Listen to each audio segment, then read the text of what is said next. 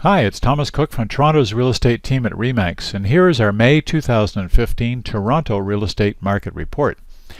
May sales topped all records, and it looks like our spring market will keep cruising on into June. I'll comment more on that in this broadcast as we go through the market report.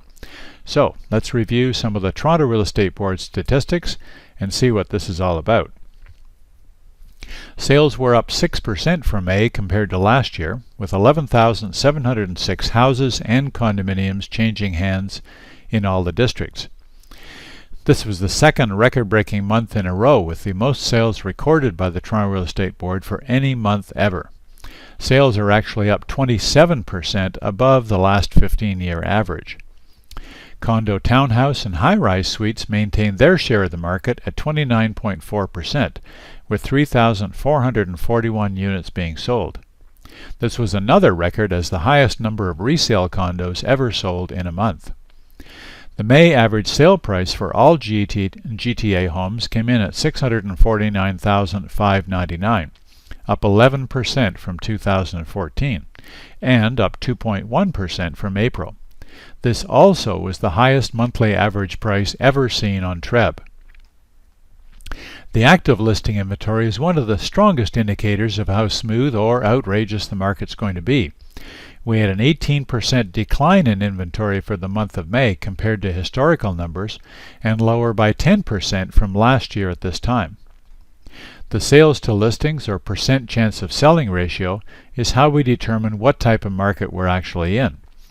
24 to 28% is a neutral market, below 24% is a buyer's market, and above 28% is a seller's market. In May, that ratio finished at 63%, up 10% from last year's result, and again the highest ever seen in the GTA by the numbers. The overall market is an extremely busy seller market territory. The days on market average for the entire Toronto Real Estate Board was 18.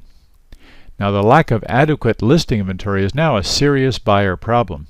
Until we reach an extended period where listings grow faster than sales, annual sale price growth will continue.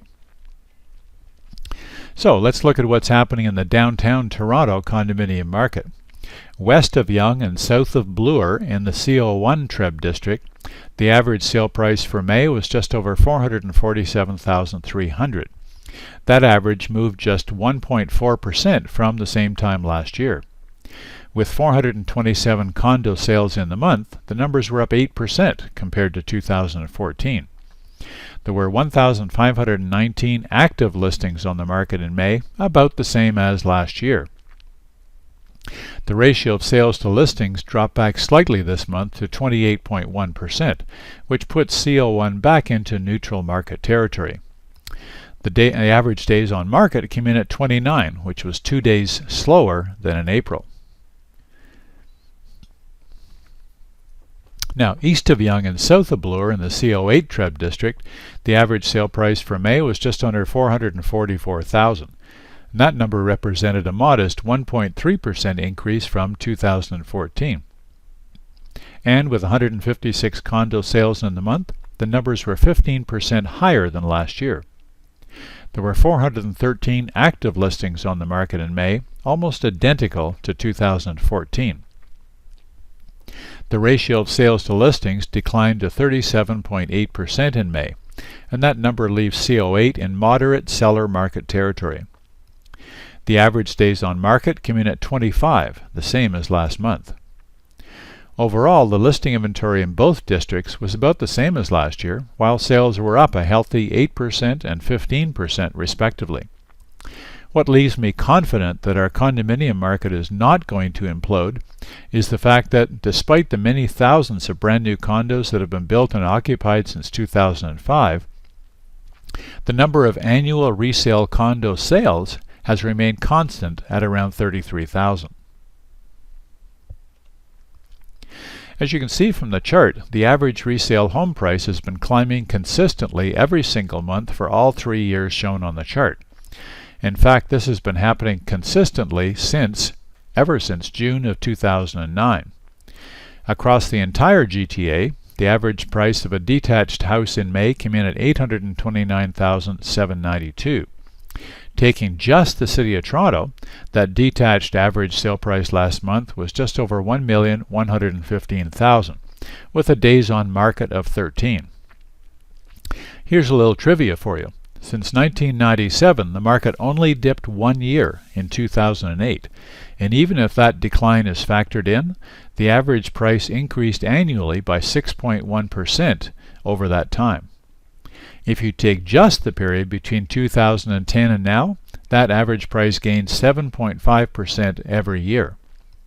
If you purchased a house 10 years ago, chances are extremely high that your property is now worth about 80% more than what you paid for it.